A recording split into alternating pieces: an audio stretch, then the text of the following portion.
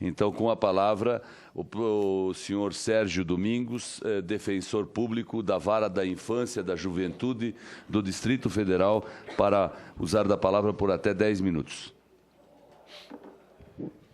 É bom lembrar que depois, na resposta aos senhores senadores, então eu adoto o critério do inverso, e aí será da esquerda para a direita a manifestação dos palestrantes. Inicialmente, meu bom dia a todos. Senador Paulo Bauer, na pessoa de quem eu cumprimento os demais integrantes da mesa, aos pais de alunos aqui, eu faço o cumprimento na pessoa da Eliane e da Maria do Socorro Nérida Silveira. Olha, a verdade, a minha participação aqui, ela teve e tem um propósito, na medida em que, quando demandados na Defensoria Pública, pelo respeito à dignidade dos alunos com deficiência cognitiva,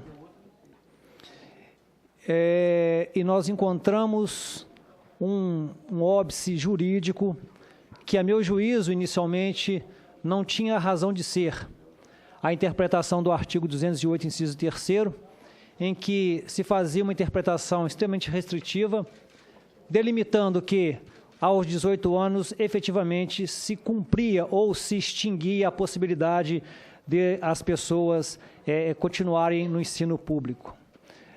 E essa demanda, quando eu fiz a primeira proposta, eu encontrei de imediato, senador, o indeferimento da inicial sob a alegação de impossibilidade jurídica do pedido. Isso, para quem milita na advocacia, isso é uma coisa nefasta. É quase que falar que quem está postulando tem incompetência ou não sabe fazer a leitura da legislação. E, a partir de então, nós começamos a fazer a demanda junto à deputada Rita Camata, que inicialmente não acreditava na indicação de que o Distrito Federal, como capital, estivesse restringindo o acesso pleno às pessoas com deficiência cognitiva. E, numa quinta-feira, numa sexta, ela viajou. Quando ela voltou na segunda, ela nos ligou e pediu que fôssemos ao seu gabinete. E lá chegando, ela se deparou que também no Espírito Santo vivenciava o mesmo problema. A restrição ou até mesmo o impedimento a que essas pessoas pudessem ter acesso pleno à educação. A partir daí, nós tivemos vários debates na Comissão de Educação da Câmara. O deputado Eduardo Barbosa esteve presente a todas elas e trazendo suas contribuições, também como educador.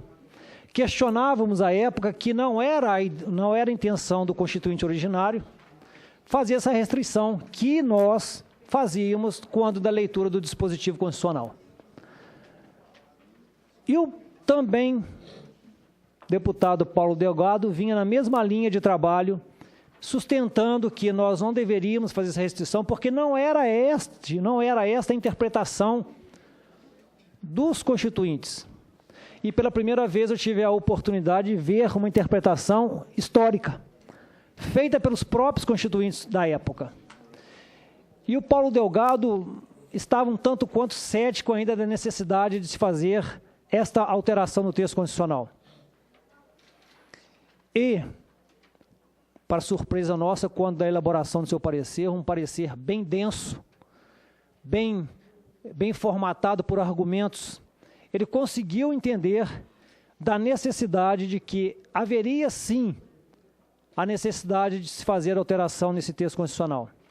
Porque o próprio Conselho Nacional de Educação, na sua resolução 02, já traz a malfadada terminalidade específica, na medida em que, ao completar 18 anos, é colocado de fora do sistema educacional estas pessoas.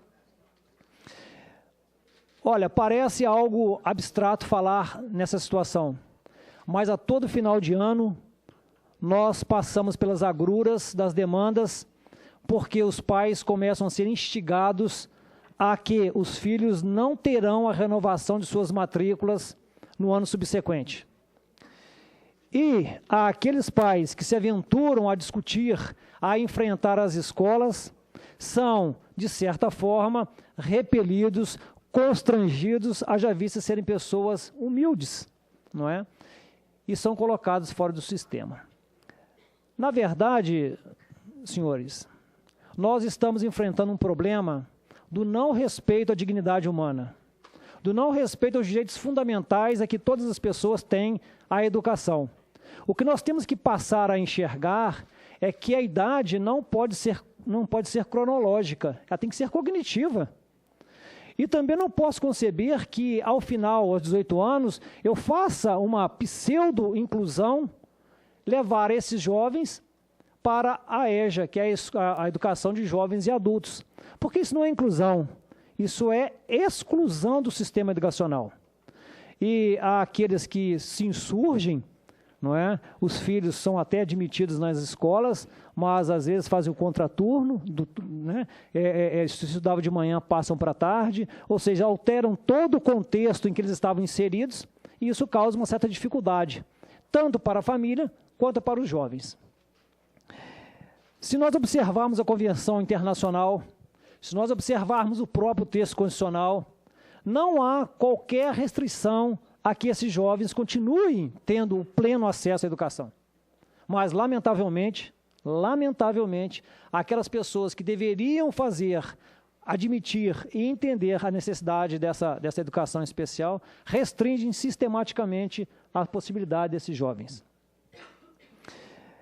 Só para... Eu não vou tomar muito tempo, senador, porque eu gosto, como mineiro, econômico, né, sabe?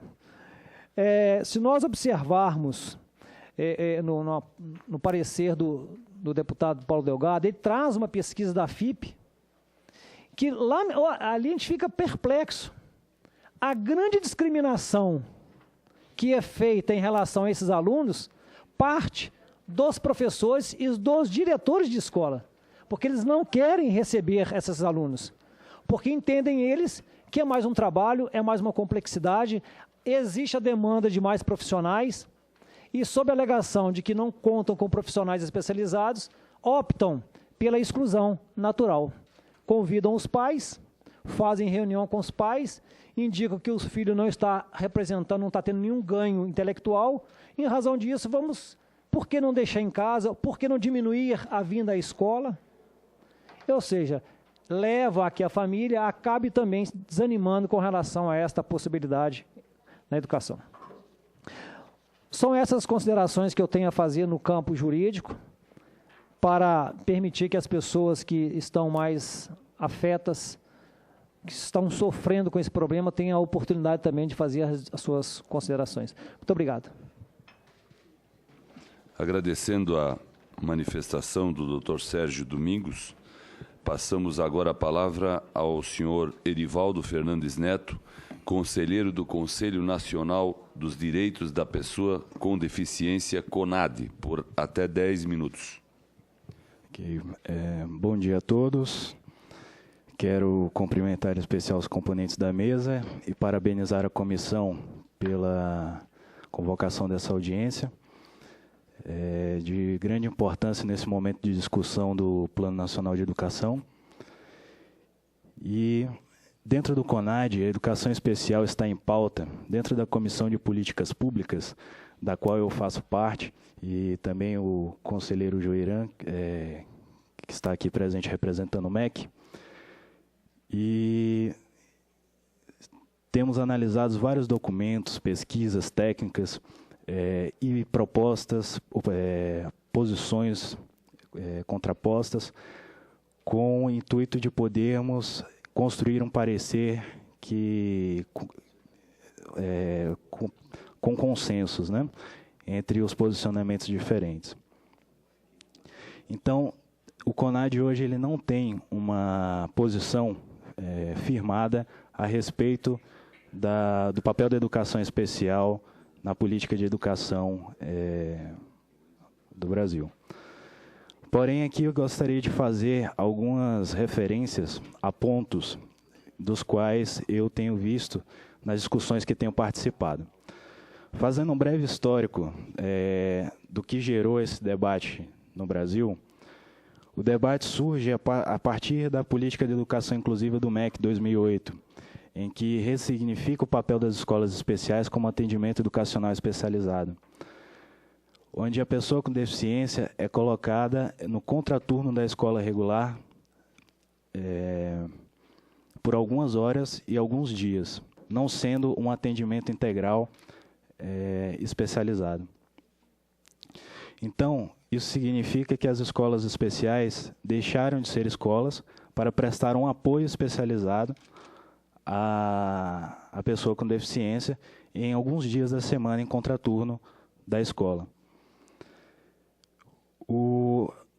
Isso fez com que gerasse duas posições antagônicas no Brasil, né? Escolas especiais e escolas inclusivas, que antes da publicação desse debate não se tinha esses posicionamentos separados, né? A escola especial era tida como uma escola de proposta inclusiva, não de separação. Sendo que aí eu faço uma citação ao Dr. Eduardo Chaves, que é doutor em filosofia da educação, que faz um histórico da educação no século XX, dividido em duas megatendências. Ele divide as tendências pedagógicas em duas grandes tendências, duas megatendências. Educação formal e educação não formal. Educação formal acontecendo dentro de espaços fechados, restritos, com currículos pré-estabelecidos, baseados numa formação conceitual e meritocrata. A educação não formal, uma educação que busca, além da formação curricular das disciplinas, uma formação com competências e habilidades no sujeito. Hoje, a proposta de educação especial, isso não somente hoje, mas desde a década de 80, a educação especial vem sendo pensada dentro de um parâmetro de educação para a vida, né? Não sendo uma educação fechada em espaços restritos, como salas de aula, ou oficinas, ou sinônimos, né? Mas sendo uma educação pensada em todas as etapas da vida do aluno com deficiência, né?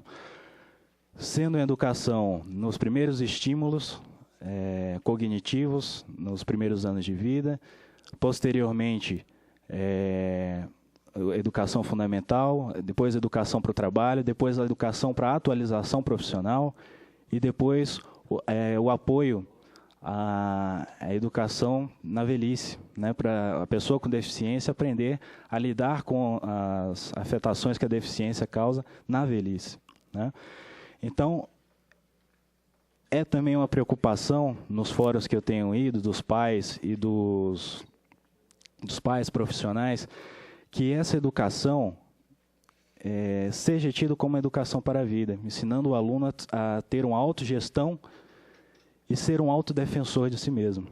Tenha conhecimento de seus direitos enquanto pessoas com deficiência, direitos esses que têm uma luta histórica, uma construção histórica. E tudo isso está relacionado dentro do campo da educação. Então, a educação ela não pode ser vista em nenhum fórum como um espaço limitado de passagem de conteúdos, mas tem que ser vista num sentido lato, olhando a pessoa com deficiência de uma forma holística, em suas particularidades e suas peculiaridades.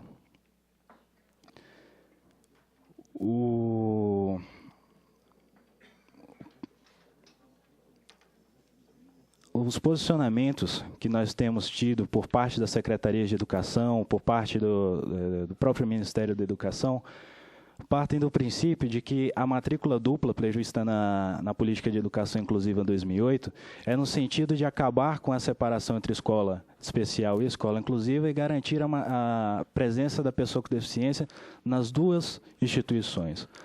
Porém, o que nós temos visto é que o relato dos pais e relatos de famílias que não é isso que acontece, né? Porque o atendimento especializado é tido alguns dias na semana e não garante a integralidade dessas ações no atendimento da pessoa com deficiência. Então, aí é que eu deixo uma questão para reflexão. Qual o sentido de nós pensarmos no fim de uma escola especializada, em detrimento do ensino inclusivo somente, né? No ensino em educação regular? Qual é a ameaça que a escola especial traz ao indivíduo, a pessoa com deficiência, estando nesse espaço, né?